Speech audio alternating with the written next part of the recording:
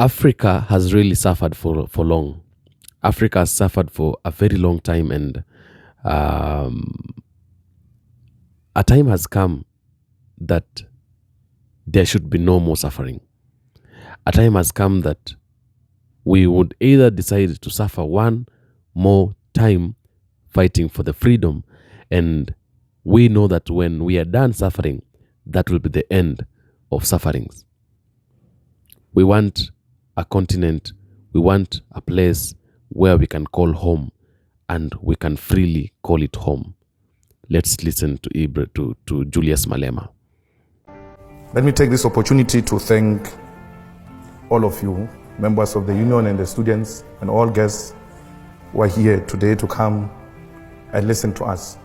We feel privileged to have been given an opportunity to come and speak at this important international platform.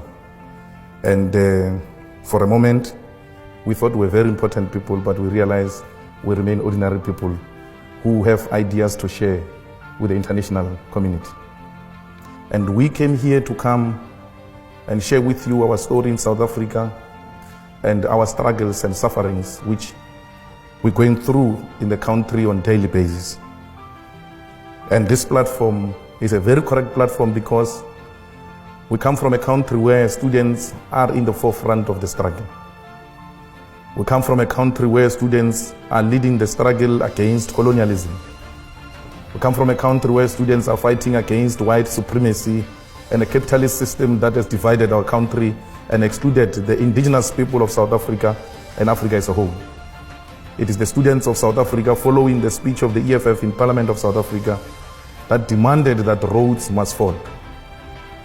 They do not say Rhodes must fall because of their hatred of white people, but they said Rhodes must fall because they hated what Rhodes represented: a white supremacy, a system that projected white people as superior and black people as inferior, a system that subjected black people to a situation where they were denied education so that they can be suppliers of cheap labor. Rhodes took our land. Rhodes introduced a system that led to a black genocide. Rhodes exploited our minerals and natural resources and left South Africa without anything that will demonstrate that this country is a mineral-rich country. We cannot continue to celebrate people who represented a racial divide of our people. So the students in South Africa are demanding, and have succeeded, that everything else that represents backwardness and racial division and hatred of black people should not be celebrated. The students, after the defeat of those who believed that those who perpetuated white supremacy should be celebrated, they went further to demand that education should not be a commodity. It must be free for all. Because education is a right, protected and enshrined in the Constitution of the Republic of South Africa. They agreed, those students, that no university in South Africa should increase fees, because fees as they are now, they are extremely expensive. The government of South Africa agreed that they will not increase fees, and they thought that they have successfully silenced the students. Upon agreeing, in the same way they agreed to remove Rhodes, the students said 0%, no increase is not enough, we want free education. Following the success of the students to put on the national agenda the importance of education, then the workers in the university demanded to be incorporated as employees of the universities, because in South Africa, workers are not part of the staff complement of the universities. They are outsourced, they are owned by labor brokers, they've got no benefits, they've got no rights. They work for universities, some of them for more than 30 years. When they go on pension, they've got nothing to show. Students joined them and said, these are our parents, we want them to be integrated as part of the university, and they must have benefits.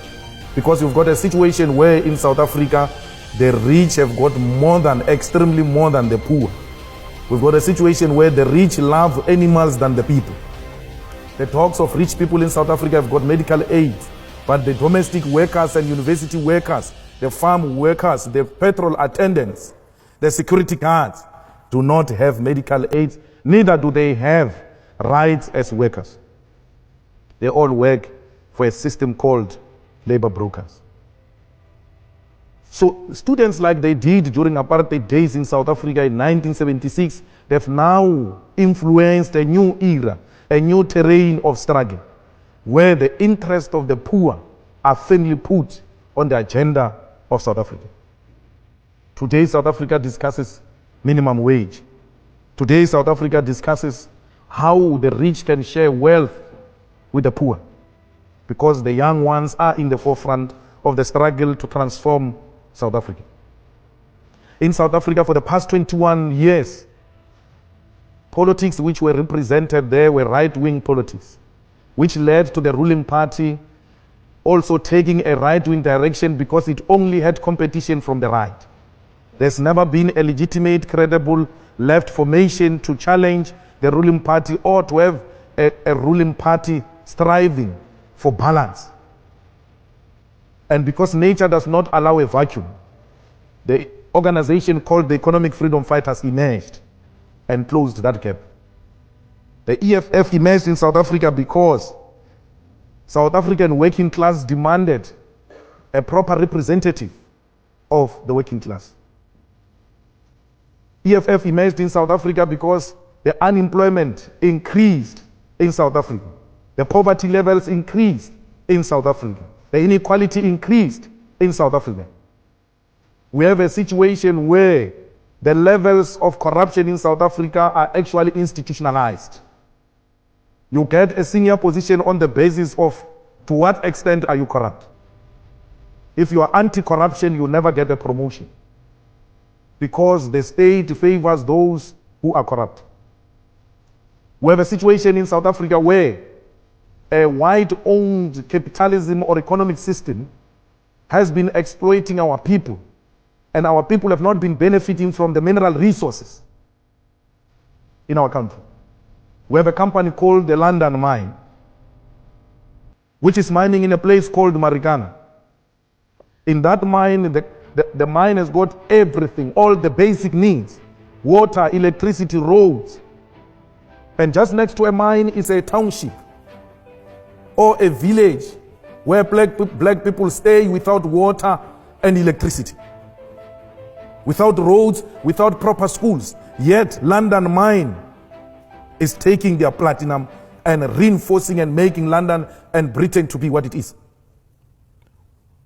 Literally, between the mine and the community is a dumping area where the children coming from that community go and look for food in that dumping area. It is in the same mine where 34 workers were killed by a London mine. Those workers did not demand anything except a living wage. One of the workers in an interview, when he was interviewed and he was told, you are looking for too much money, yet you are not educated. Why do you look for so much money? You have not been to school. He said, I want this money so that I can pay my child to school, so that my child cannot be like this. I want to produce a CEO of the mine. They were fighting to have roof over their head. They did not have weapons yet. But the government of the day responded to those due demands of the people by sending police with rifles, and people were killed because they demanded enough money to pay their things.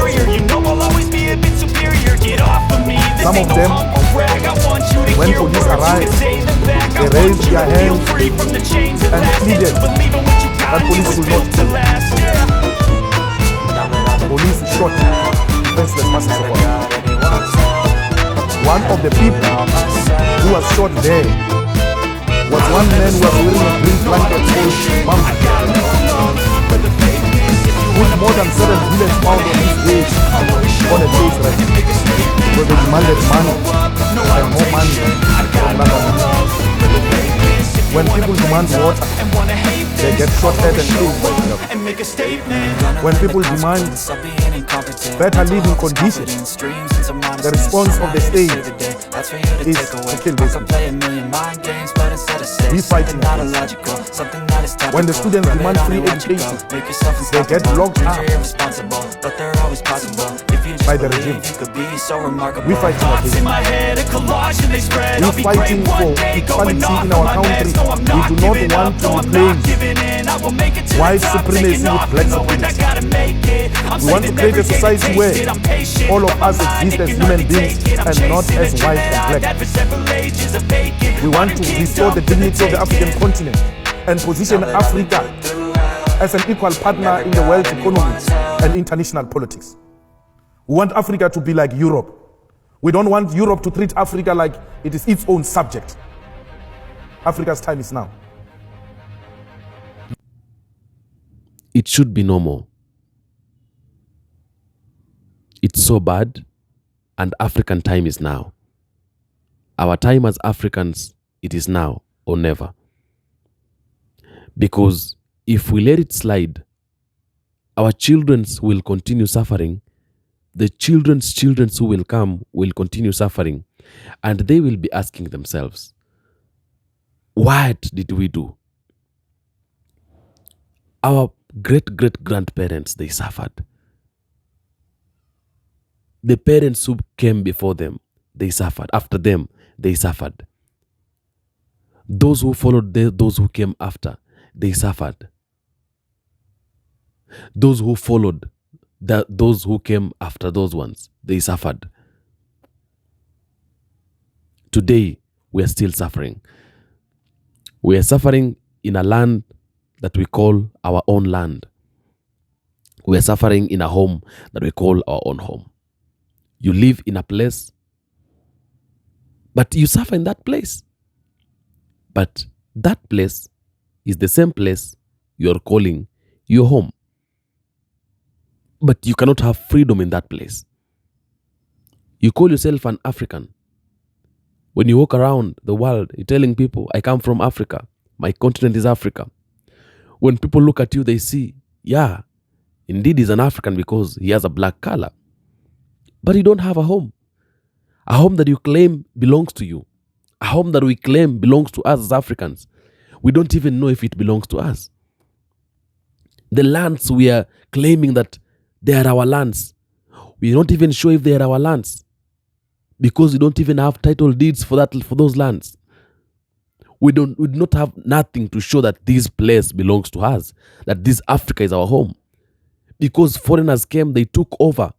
They've been sitting on our heads for a long time. They're still sitting on our heads. We haven't taken time to take action. We want to live in a place where there is an equality.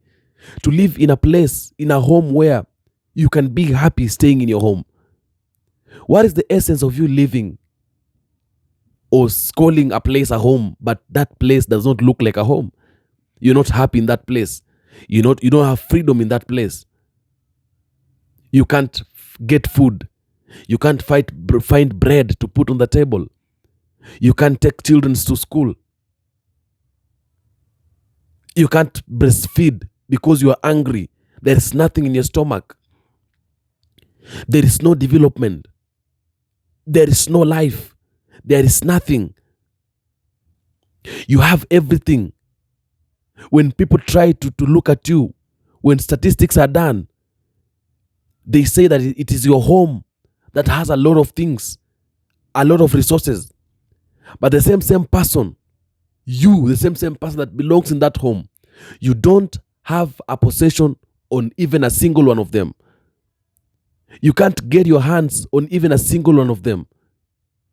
You are used as a worker in the mining sites. You work there from morning to evening. You sweat. But at the end of the day, you are sweating for a white man to benefit.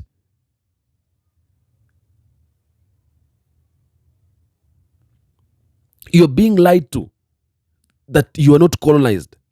But the work that you're doing in the mining sites, it is the same as colonization. Because at the end of the day, there is nothing you're getting. You're paid very little wages. You're working heavy loads.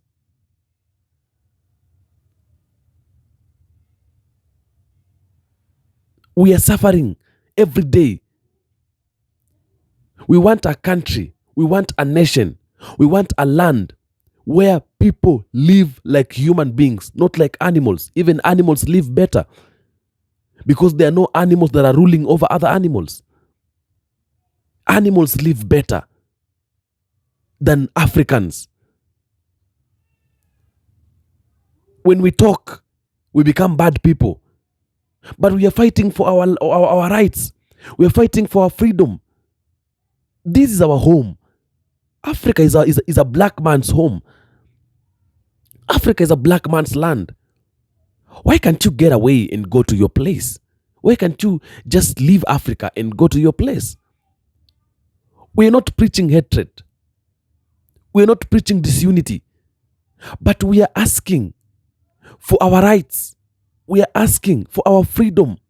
Are you happy when children die because they don't have food? Are you happy when poverty is taking over Africa and we have everything to be rich? Are you happy when we complain every day as black people? Why can't you leave our vicinity? Why can't you evacuate Africa and go to your land? You have your places. You're calling yourself rich. You're calling yourself civilized. You're calling yourself educated. Why do you want to associate with people who are not educated? Why do you want to associate with people who are uncivilized? Why can't you leave Africa and go to your land? Why can't you leave Africa alone? Because Africa, you're saying, you claim that Africa is a land where people are uncivilized, where people are illiterate, where people are poor. Why do you want to associate with people who are poor? You have failed to understand that you are the one who are making us to be poor. We are not poor because we want to be poor. We are poor because you have intruded in our matters. You have indulged yourself in our matters, and therefore you have made us poor. Because every time you try to make a move, you're pulling us behind. Every time you're trying to make a step, you're pulling us behind. We cannot make a progress. We cannot do anything because you are at our back, pulling us behind every time. You want to climb the tree. You're using our back to as a stairs or as a ladder to climb a tree. When will we ever climb that tree? If you're stepping on our heads so that you can be able to plank a fruit on a tree. We want a country. We want a community, a society where we shall not be saying these ones are blacks, these ones are whites. We want a society where everybody is a human being. Everybody is treated as a human being. The way you want to live a good life, also we black people, we want to live a good life. Why do you oppress Africans who are in your country? But when you white people, you come to your country, we are not oppressing you. And you want it to be okay. You want us to call it okay. You want us to be okay with that. You want us not to talk. You don't want us to complain. Africa has been taken as a land where people, like even Africans, they are taken as people who are not people. They are taken as not human beings. They are taken as animals. You're mistreating us in our own land. You're mistreating us in our own countries. You want to rule over our countries. You want to impose rules and regulations on us in our own land, in our own home. You are a visitor. You came for a visit. You want to take over us. Our children are suffering. Our mothers are crying in the villages. There is a lot of poverty in Africa. The places where you're placing your mining industries and mining companies, you're developing that places, making the places look good and better. You heard Julius Malema saying. But the near places, just near places, they look like a place, like there is poverty and there is like, and you when you come to Africa, you're saying, oh, we want to join hands together and make sure we are doing what, make sure we are improving our societies, make sure we are improving the living standards. Which living standards are you improving? You're playing with our intelligence, you're playing with our minds, and it's no more. We cannot allow that. We are going to fight you, and we are going to chase you out of Africa because Africa belongs to Africans. Africa for Africans. We welcomed you to Africa. Our great grandparents, they welcomed you to Africans.